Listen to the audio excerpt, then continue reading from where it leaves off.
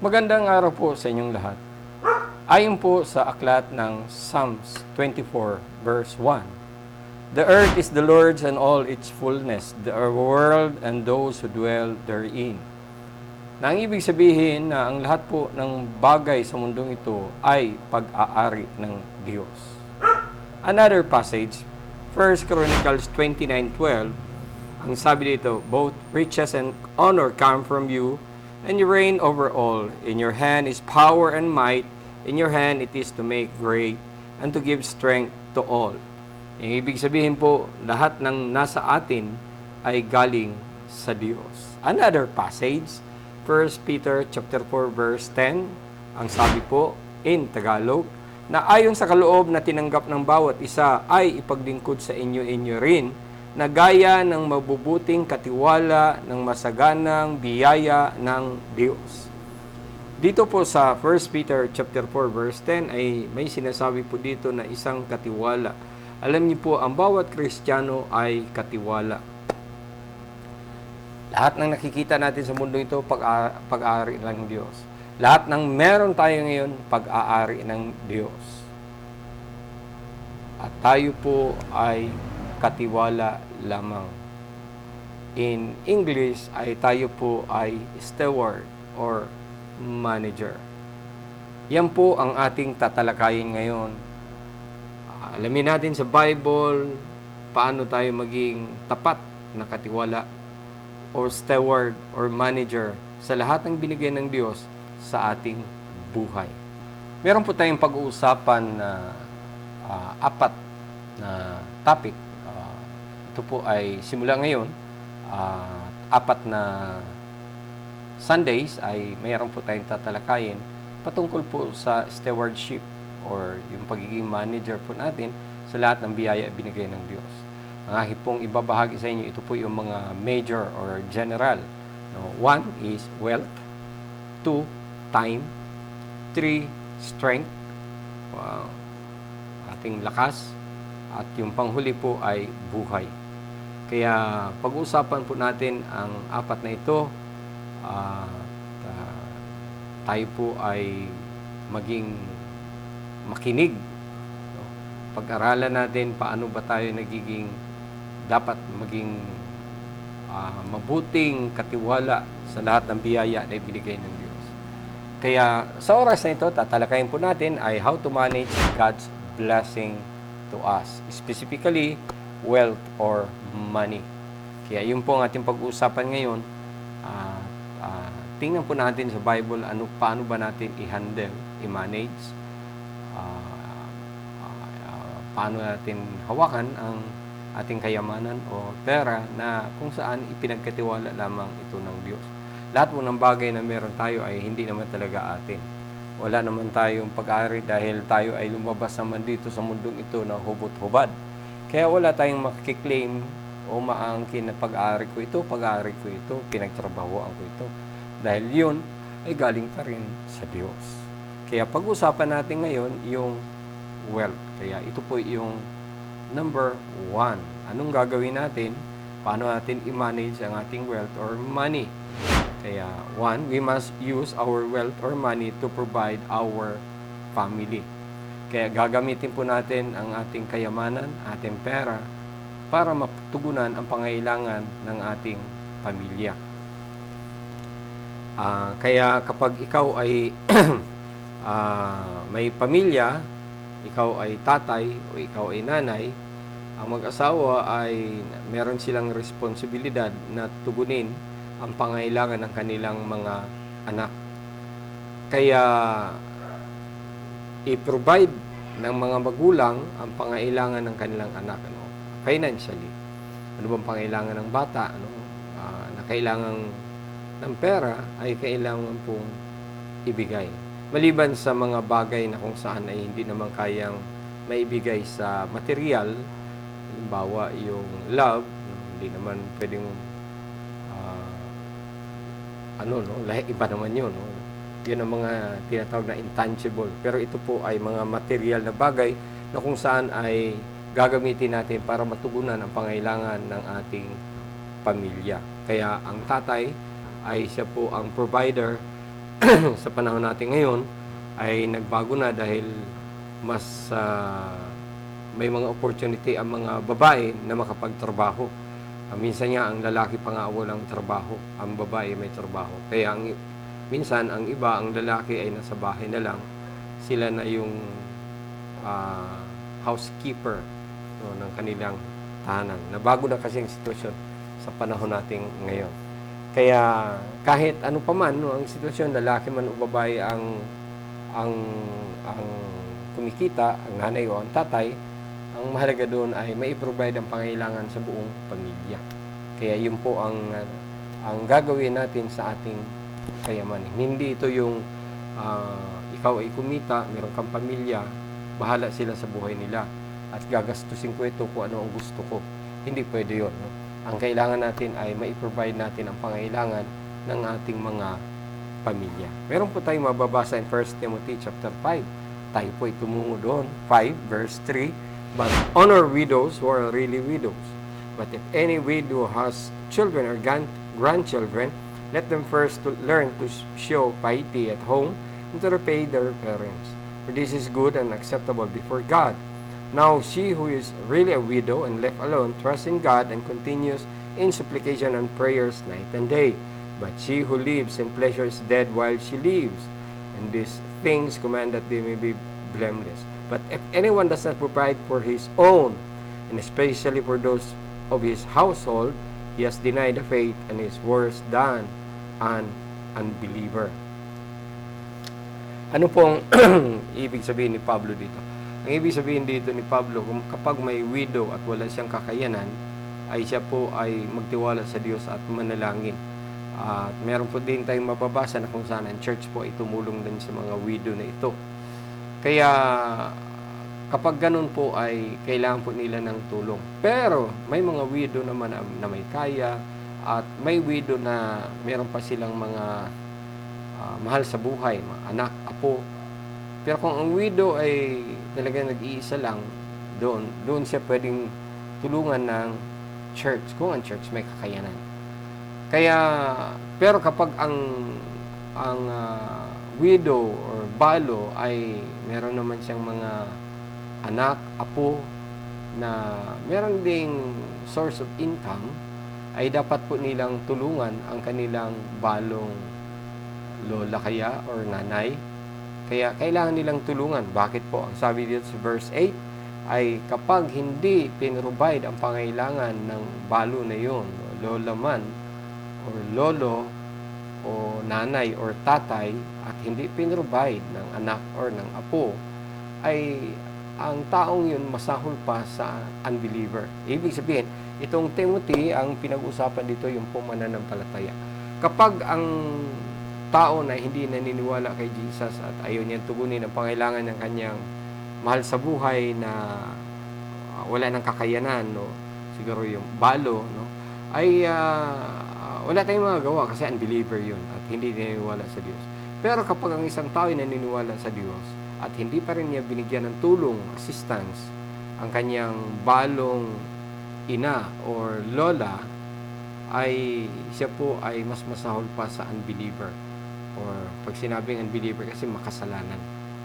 Kaya yung nagkiklaim na Christian at hindi naman gumagawa ng paraan para matulungan ang kanyang balong lola or nanay, ay masahol pa yung sa unbeliever. Ang inong punto ko doon, ang punto dito ay kapag may kakayanan, tumulong. Gumawa ng paraan para matulungan ang kanyang mahal sa buhay. Kaya ito po ang ibig sabihin, no? ang ating kayamanan, ang ating pera ay gagamitin natin para ma-provide ang needs ng ating pamilya. Ito man ay yung balo nating mga mahal sa buhay or ito man ay ating anak, kung magulang tayo, ay dapat tulungan natin anuman ang dapat nating i-provide sa kanila sa pagpapaaral, mga allowances ay ibigay natin sa kanila. Kasi yun ang karapatan nila. At yun ay responsibilidad ng mga magulang. Kaya ang pera ay ginagamit para sa ating pamilya. Yun po ang dapat nating gawin sa ipinagkatiwala sa atin ng Diyos na kayamanan or pera. Punta tayo sa pangalawa. Saan natin gagamitin ang pera para tayo ay tamang mamanage natin ang ating kayamanan ay we must use our wealth or money to serve its purpose. What is the purpose of money? Ano ba ang gamit ng pera? Noong kasi, noong unang panahon, barter, no? Palitan. Kambing, ipapalit ko sa isang sakong bigas kaya. Mga ganon, no? Pero na-develop yung tinatawag na pera at yun ang ginawang form of exchange para ng value ng isang bagay. Kaya may tinatawag po tayong tax. Okay, isa po ito sa gamit po ng pera. Ang ibig sabihin, magbayad tayo ng ating tax. Meron pong passage sa Bible, Matthew 17:24, na kung saan si Jesus po ay gusto talagang ipitin ng mga against kay Jesus. At ito po ang nangyari, verse 24. When they had come to Capernaum, those who received the temple tax came to Peter and said, "Does your teacher not pay the temple tax?" He said, "Yes." And when he had come into the house, Jesus anticipated him, saying, "What do you think, Simon? From whom do the kings of the earth take customs or taxes? From their sons or from strangers?" Peter said to him, "From strangers." Jesus said to him, "Then the sons are free.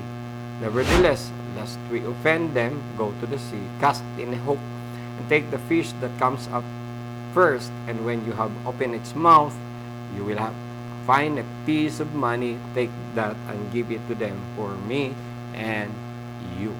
Kaya dito po sa passage na ito ay meron pong nagtatanong kung si Jesus ba, nagbibigay ba siya ng temple tax? At ano po ang sagot ni Jesus? Ang sagot ni Jesus ay ang anak, no? Dahil may binigay siyang halimbawa, no, na kung saan ang hari ba ay saan ba kukunin ang tax para ma-provide ang needs ng government katulad ng hari. Sabi po ng tinanungan ni Jesus na si Simon ay saan ba kukunin ang tax para sa hari? At ang sinabi ay ito ba sa strangers or sa anak? At ang sagot ay sa strangers. Ibig sabihin, ang anak ay exempted. Halimbawa, yung hari, noong unang panahon ito, no? Yung anak, exempted sila sa tax kasi sila ang anak ng hari. Kaya saan kukunin yung tax? Doon sa mga tao, mga nasasakupan. At ang anong punto dito? Ang punto dito, temple tax. Ito kasi sa Diyos. Kaya Jesus is the Son of God. Dapat libre siya. No? Hindi siya dapat magbayad ng tax. Subalit, sabi niya, ganun pa man, ay magbigay tayo ng tax. No? Ibigay ang tax. Kaya yun po ang ginawa. No? Kaya ang ibig sabihin po ay talagang dapat lang na magbigay talaga ng tax. Kung si Jesus nga nagbigay ng tax noong unang panahon, ay ito ay isang turo sa atin na tayo din ang magbigay ng tax sa government. Kaya ang pera ay gagamitin natin pambayad ng ating mga tax. Saan ba mapupunta ang tax? Kundi gagamitin din para sa community or sa bansa kung saan kinuha yung tax. Paayos sa kalsada or anumang bagay na makakatulong sa lahat ng tao. Kaya kailangan natin magbigay ng tax. Kaya yun po ang purpose ng pera. Another is to buy necessity. So, buy the necessity to live a decent life. Saan gagamitin ng pera? Siyempre, priority natin ay yung makakain, food, bahay, damit, ano pa ba? At mga pangailangan ng tao sa bawat araw. Doon po natin gagastusin ang ating pera, sasakyan. Kaya hindi natin unahin ang ating luxurious life or mga hobbies higit kaysa mga talagang kailangan. Pinakakailangan talaga natin. Kaya unahin muna natin yung pangailangan. Pagkain, may provide ang pagkain. At kung i-provide na lahat at may extra pa, doon ka pa lang pwedeng kumastos sa ibang bagay. Kaya yun po ang purpose ng ng kayamanan natin para magbayad tayo ng tax at magamit para sa necessity. Kaya ito po ay puro, kung iano niyo po, ay parang puro ano ito, no? Physical, di ba? Parang hindi siya spiritual. Kaya, pero yun pa rin ang gamit ng ating kayamanan o ng pera. Ngayon punta na tayo sa spiritual. Ito po yung pangatlo. We must use our wealth to help the needy. Gagamitin natin ang ating kayamanan, ang ating pera, para makatulong sa mga nangangailangan. Pag sinabi kasi nangangailangan, ito yung mga taong helpless. Ito yung mga walang kakayanan. Noong time ng Yolanda, diba, mga tao noon talagang kawawa talaga ang mga ibang tao doon sa tawag dito, nasalanta ng bagyong Yolanda. At iba pang mga tragedy, no, dito sa Pilipinas, na kung saan kailangan po nila ng tulong na dinaanan ng bagyo, na wala po silang kakayanan. Alam niyo po, meron pong lumapit kay Jesus, ang sabi ng isang taong ito ay chapter 19, Matthew tayo, verse 16. Now, behold, one came and said to him, Good teacher, what good things shall I do that I may have eternal life? So he said to him, why do you call me good? Good. No one is good but one, that is God. But if you want to enter into life, keep the commandments. He said to him, which one? Which ones? Jesus said, you shall not murder, you shall not commit adultery, you shall not steal, you shall not bear false witness, honor your father and your mother, and you shall love your neighbor as yourself. At verse 20, the young man said to him, all these things I have kept from my youth. What do I still lack? Jesus said to him, if you want to be perfect, go sell what you have and give to the poor, and you will have treasure in heaven, and come, follow me. But when the young man heard that saying, he went away sorrowful, for he had great possessions.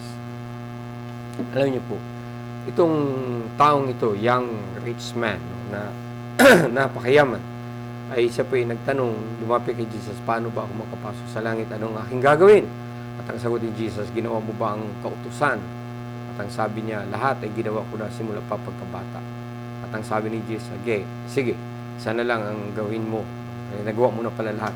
Ang gawin mo ay ibahagi mo ang iyong mga pag-aari o ari-arian.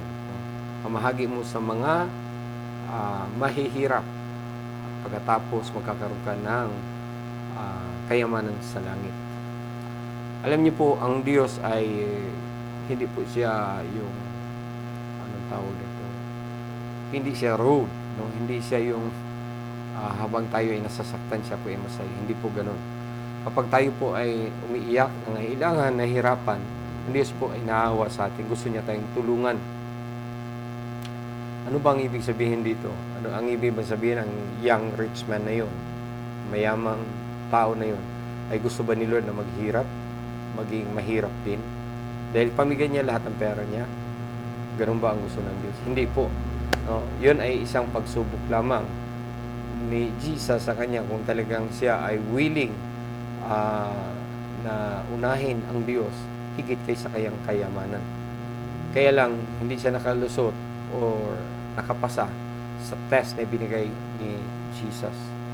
Hindi niya kayang ihiwalay ang kanyang kayamanan dahil napakayaman niya. Kaya, anong ibig sabihin? Ang ibig sabihin, mas mahal niya ang kayamanan, ang material, ang pera, ang wealth niya, kaysa sa Diyos, kaysa kay Jesus. Kaya alam niyo po, tayo ay dapat mas mahalin po natin ang Diyos. Kasi ang Diyos po ang nagbibigay ng pera. Pag minahal natin ang pera, mawawala ang pagmamahal ng Diyos sa atin. Pag minahal natin ang Diyos, bibigyan niya tayo ng pera. Kaya yun po ang tama. Kaya, ang gagawin natin, huwag nating mahalin ang pera. Ang mahalin natin, Diyos lang. Hindi iaalaw ni Lord na tayo po ay maging kawawa na talagang hirap na hirap. Dahil ang Diyos po ay napakabuti. Gusto niya tayong tulungan, gusto niya tayong pagpalain. Kaya lang naman sinabi ni Jesus sa taong yun, ay dahil gusto niyang subukan. Yun nga lang, hindi nakapasa sa pagsubok. Kaya tayo naman, no, ay masusubukan. Kaya ba nating magbigay sa mga mahihirap? Siyempre, kung ano yung kakayanan natin. Hindi naman yung kung wala kang kaya, naman magbigay ka. Yung kakayanan natin. Ang ibig sabihin, kung meron tayong kakayanan na magbigay, bigay tayo ng tulong sa ating kapwa. Pag sinabing needy, helpless po yun. Wala talagang kakayanan. Kaya pag ginawa natin yun, anong gagawin ni Lord? Tayo po ay nag-iipok ng kayamanan sa langit. Kaya gamitin natin ang pera para tayo ay makapag-impok ng kayamanan sa langit. Yun po ang sinasabi sa talatang ating nabasa. Dito po tayo sa pang-apat. We must use our wealth wisely. Gamitin po natin ang ating kayamanan, ang ating pera ng maayos, maging wise. Verse 1 Timothy 6 tayo, verse 17. Command those who are rich in this present age not to be haughty or proud, nor to trust in uncertain riches, but in the living God, who gives us richly in all things to enjoy. Let them do good, that they be rich in good works, ready to give, willing to share, storing up for themselves a good foundation for the time to come, that they may lay hold on eternal life.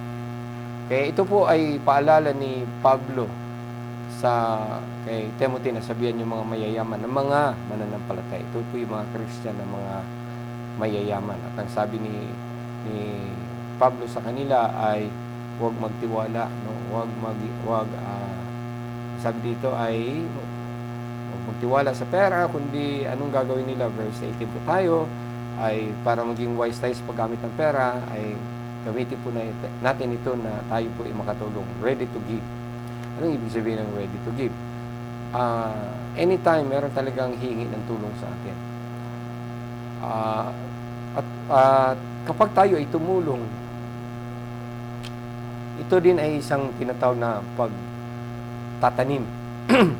Kasi hindi sa lahat ng panahon tayo po ay nasa tugatog ng karangyaan or tagumpay. Isang araw tayo din ay may pangangailangan. At sa time na yon, kung ano man ang nagawa natin sa ating kapwa, ang Diyos po ang gagawa ng paraan para ito yung maibalik sa atin. Kaya kapag willing tayong magbigay, isang araw tayo din ay tatanggap. Hindi nga lang natin alam kailan yun. Pero siyempre, sabi ko nga, panapanahon lang yan. No? Sa ngayon, medyo taghirap. Siguro, medyo hirap ang buhay. Pero isang araw ay sasagana din. O siguro ngayon masagana ang buhay, pero isang araw, maghihirap din. Parang ganun lang talaga ang buhay. Kaya, kailangan natin maging wise sa paggamit ng ating pera. Kaya, hindi na maibig sabihin na lahat ay ibigay mo. Kundi, meron kang kakayanan na tayo ay makapagbigay sa ating kapwa. Ano pa? Willing to share. Parang pareho din ito sa kanina, na willing to share saan? Sa mga nangangailangan. Kaya, ibig sabihin, ang mga mayayaman, tayo Christian at mayaman tayo, may pera, may kakayanan, no, higit tayo sa average lang, ay tayo po ay willing na tumulong.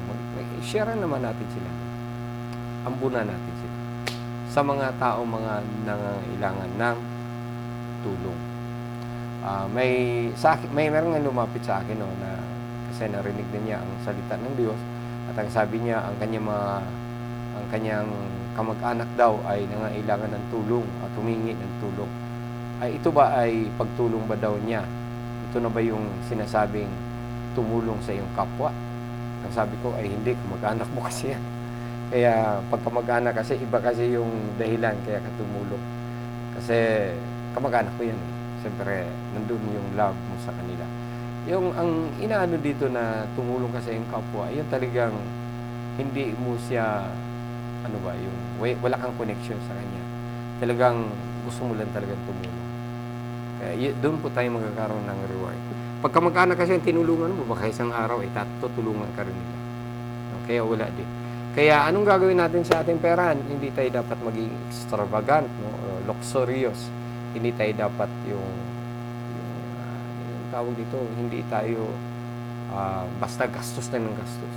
Kailangan tama po ang paggamit ng pera natin. Hindi tayo yung nagsasayang ng pera. Hindi tayo one day millionaire. Dapat tayo ay 100 years millionaire. Hindi lang yung one day na milyonaryo tayo. kundi tatagal pa ang ating pera. Bakit? Dahil wise tayo kung paano gamitin ang ating kayamanan. Ito'y turo ng Bible. Medyo practical, pero yun po ang dapat nating gagawin. Amen. Dito naman tayo sa pang-5.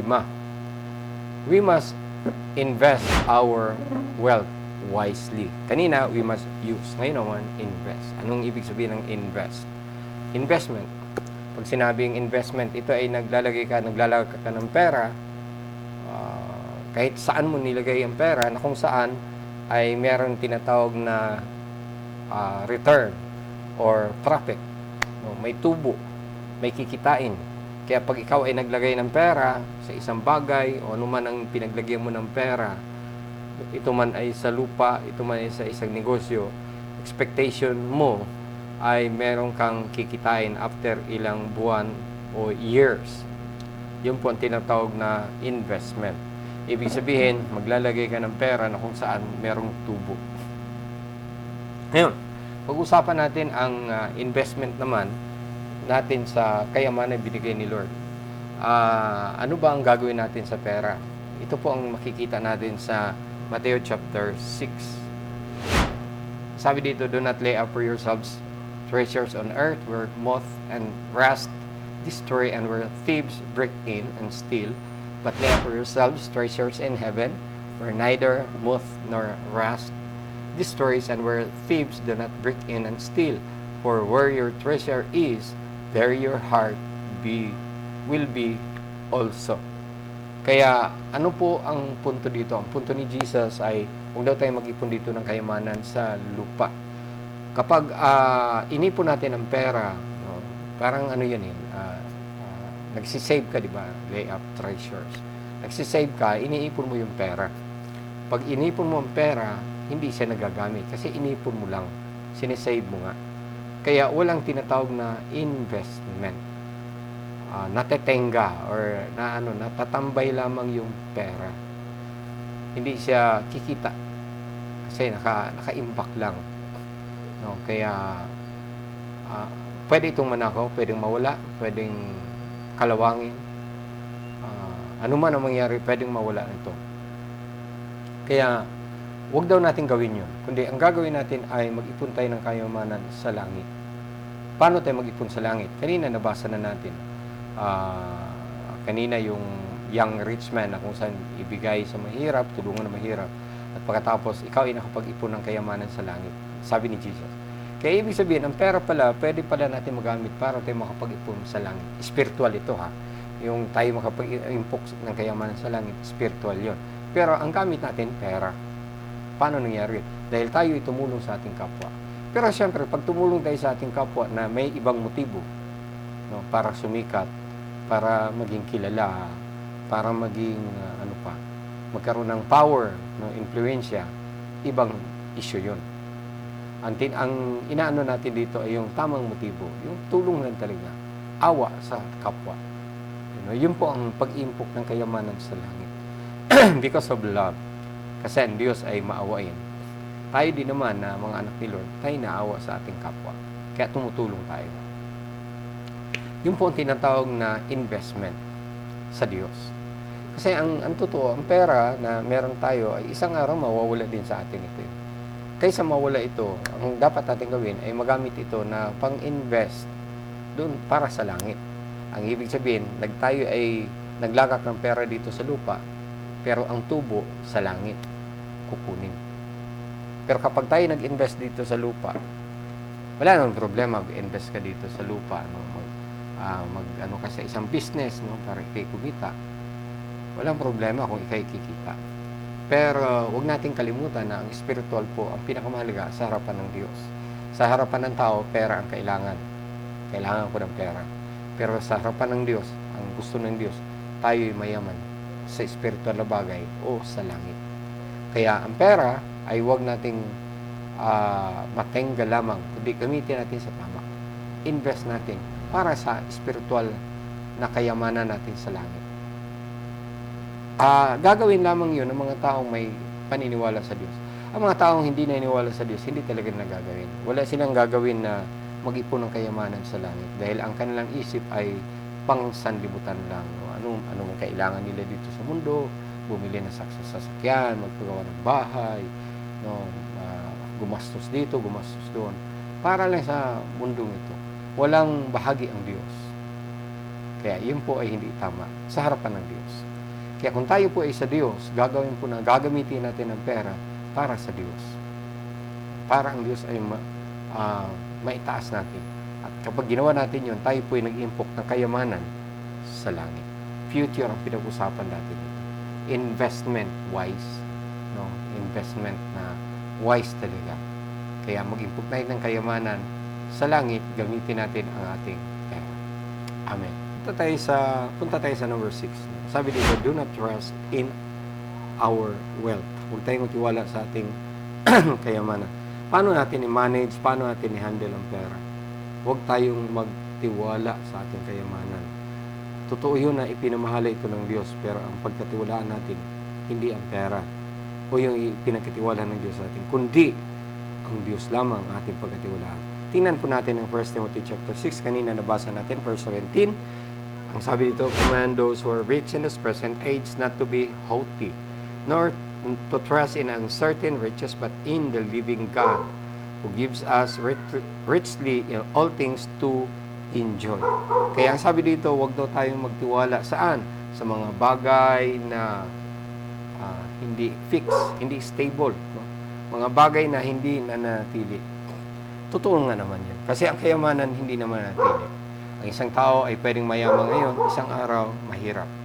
Pwedeng ngayon mayaman ka, mapera ka, sa ngayon, kinabukasan, mahirap ka na. Pwedeng mangyari? Yes. Maraming mga mangyayaring sa ating buhay na kung saan isang iglap lang, tapos na. No? Nagbago kagad ang takbo ng buhay. Pero, pwede naman tayo siguro ay medyo hirap ngayon, pero magbago ang takbo ng buhay, tayo naman ay maging masagana. Diba? Kaya, yun po ang mangyayari sa atin. Kaya ano pong gagawin natin sa ating kayamanan? Huwag tayong magtiwala. Huwag natin pagtiwala kasi yan ay material lang. Hindi yan tutulong sa atin pag tayo magtiwala sa material o sa pera, sa ating kayamanan. Magtiwala ka, wala nang magagawa. Dapat ang pagkatiwala natin ay yung Diyos na kayang gumawa o tumulong sa atin. Kaya yun po ang paano i-handle ang ating kayamanan. Kayamanan kasi ay magbibigay sa atin ng disappointment. Disappointment na kung saan ay pwede tayong magsisi, frustrate, disappoint, kalaunan. Pwedeng gamitin natin ang pera ng hindi tama at masisira ang ating pamilya. Masisira ang ating buhay dahil ang iba nga, dahil sa yaman nila ay kasino ng kasino hanggang naging addict na sa pagsusugal, hindi na makawala. At anong nangyari? Bumagsak. Nawala ang kanyang pera. Kasi nga, nagtiwala siya sa kanyang pera. Kaya dapat natin gawin, magtiwala lamang tayo sa Diyos. Kung tayo man ay binless ni Lord, praise the Lord. Kung binless tayo ni Lord, gamitin natin sa tama. Be wise. Yun talaga ang dapat nating gawin. Kaya, pag tayo magtiwala sa kayamanan, sa pera natin, mapapalay tayo sa Diyos. Yun po ang mangyayari. Pero pag tayo magtiwala sa Diyos, hindi tayo mapapalay sa pera. Mas ibibless pa tayo ng Diyos. Yun ang pagkakaiba. Pag ikaw ay nagtiwala sa pera, mapapalayo ka sa Diyos. No? Dahan-dahan, lalayo ka sa Diyos. Hindi ka na magsisimba, manalangin, magbabasa ng Bible. Talagang mapapalayo ka, gagawa ka na ng kasalanan. Pag nagtiwala ka sa material. Pero pag nagtiwala ka sa Diyos, ang pera, nandyan pa rin. Kasi bibigyan pa rin tayo ng Diyos. Bakit? Kasi God is good. Ang Diyos ay napakabuti. Kailangan natin ng pera eh. Kaya bibigyan pa rin tayo ng Diyos. Kaya may pagkakaiba sa dalawa. Pagtitiwala sa Diyos at pagtitiwala sa kayamanan. Kaya kung wise tayo na tao, saan tayo magtiwala? Siyempre, sa Diyos. Amen. Punta tayo sa pang-7. Haba, pero ito po ay pang-7. We must use our wealth to help the mission God give to His church. Kaya anong gagawin natin sa pera? Gamitin po natin ito. Hindi lang ito puro atin pang pamilya lang. Perang ito, kinita ko para lang sa aking pamilya, para sa aking sarili. Hindi po yung totoo. No. Kung tayo ay hindi sa Diyos, walang problema. Gamitin mo yung pera sa iyong sarili. No? Gastusin mo yan. No? Ano man gawin mo, walang problema. Pero, kung ikaw ay naniniwala sa Diyos, hindi mo pwedeng gamitin sa pansarili lamang. May bahagi po ang sa Diyos. Kaya, ang church ni Lord may bahagi. No? Ang mission kasi ng church ay ang tao ay maligtas, no? Madala, makakilala kay Jesus. Kaya ang church ay ginagamit ng Diyos. No?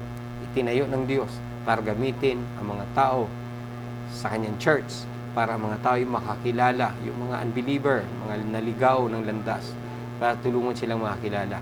Kaya lang, syempre, kailangan din ng expenses. Kailangan ng operational expenses. Kaya kailangan nating tulungan ang church. Alam niyo po, si Jesus, sabi niya sa kanyang disciples, "Come, follow me." Ano nangyari? Si mangingisda, si Pedro, si John, si James, no? Kapatid ni Pedro, si Andrew. Ano ang nangyari sa kanila? Sila po ay mga mangingisda. Yun po ang kanilang hanap buhay, mangisda. Sabi ni Jesus, "Come, follow me. I will make you fishers of men." Mula ngayon, hindi na kayo mangingisda ng isda, kundi ang inyo nang huhulihin, hindi na isda, kundi tao. Tinutukoy po dito yung mga naligaw ng landas. Kaya ano nangyari? Sumunod sila Pedro at iba pang mga disciples na mga fishermen. Pero hindi lang naman yun ang mga sumunod kay Jesus. Meron ding iba na may mga ibang trabaho. Halimbawa, si Mateo, tax collector. Kaya iniwan nila kanyang trabaho, sumunod kay Jesus. Paano ngayon ang pagkain nila? 12 yun na sumunod kay Jesus. Pinili ni Jesus 12 plus Jesus 13. Malalaking tao po yun. Pag malalaking tao, siguro mas malakas kumain siguro sila. Diba? Malalaking tao kasi mga Jew. Kaya sila po ay hindi na nagtatrabaho, kundi ang ginawa ni Jesus, siya po ay nangaral kasama ang kanyang mga disipulo. Tanong, anong kinakain nila? Saan sila kumukuha ng pera? Si Jesus ba ay palaging gumagawa ng himala na may mahulog na pera, may lumabas na pera? Katulad kanina na ang pera ay nasa bibig ng isda. Ganun ba ang ginagawa ni Jesus? Palaging may himala? Ganun ba ang ginawa ni Jesus? Tingnan po natin ang passage, Luke chapter 8, verse 1. Pagkatapos nito, nilibot ni Jesus ang mga bayan at nayon sa paligid. Nangangaral siya at nagtuturo ng magandang balita tungkol sa kaharian ng Diyos. Kasama niya ang 12. At ilang babaeng pinagaling niya sa masasamang espiritu at sa kanilang mga karamdaman. Si Maria na tinatawag na Magdalena, mula sa kanya'y 7 demonyo ang pinalayas. Si Juana na asawa ni Cosa, nakatiwala ni Herodes, si Susana at marami pang iba, tinustusan ng mga ito mula sa sarili nilang ari-arian ang mga pangangailangan ni Jesus at ng kanyang mga alagad. Tingnan niyo po yung talata, verse 3 na po tayo. No? Ang ginawa po si Jesus at ang kanyang disipulo, 12, 13 sila lahat, ay merong tumulong sa kanila. Sino ang tumulong? Mga babae. Sino? Maria Magdalene. Sino pa? Si Juana. Sino pa? Si Susana. At marami pang iba na tumulong. Saan nila kinuha ang kanilang pangtulong kay Jesus? Tinustusan ng mga ito mula sa sarili nilang ari-arian. Out of their property. Mula sa kanilang kayamanan, mula sa kanilang pera, tinulungan nila si Jesus. Nagbigay sila ng tulong para ang mga disipulo at si Jesus ay makakain. Ang ibig sabihin, hindi puro himala ang ginawa ni Jesus, kundi merong tinatawag na natural means, no? Natural way. Ano po yun? Ginamit ang mga tao para matugunan ang pangailangan ni Jesus at ng kanyang mga disipulo. Kaya para matustusan ang pangailangan ni Jesus, sabi dito. Kaya ano po ang punto? Ang punto ay simple lang. No? Ang pera natin ay binless man tayo ni Lord, ay para ito ay magamit para sa ministeryo ng Diyos, ministry, mission ng Diyos. Kung kanyang church ay gagamitin niya para maabot ang maraming tao. Kaya yun po ang paggamit natin sa pera. Kaya alam niyo po si Pablo, no? Philippians chapter 4 tayo. Si Pablo siya po ay nagtinatawag na church planting. No? Kahit saang lugar siya pumunta, Asia Minor, pumunta siya sa mga iba't ibang lugar. Siya po ay nagsisimula ng mga gawain ng church. Nagsisimula po siya. At sa kanyang pagsisimula ay pagkatapos noon, lipat na naman siya ng ibang lugar. Kaya minsan ay siya po ay nawawalan din ng pera, naubusan din siya ng pera. Kaya may mga churches na tumulong sa kanya. Isang church na tumulong sa kanya ay ang Philippians. No? Philippi Church. Kaya sabi po dito, verse 14, chapter 4, Philippians. Sabi dito, nevertheless, you have done well that you shared in my distress. Now you Philippians know also that in the beginning of the gospel, when I departed from Macedonia, no church shared with me concerning giving and receiving, but you only. For even in Thessalonica, you sent aid once and again for my necessities. Not that I seek the gift, but I seek the fruit that abounds to your account. Indeed, I have all and abound.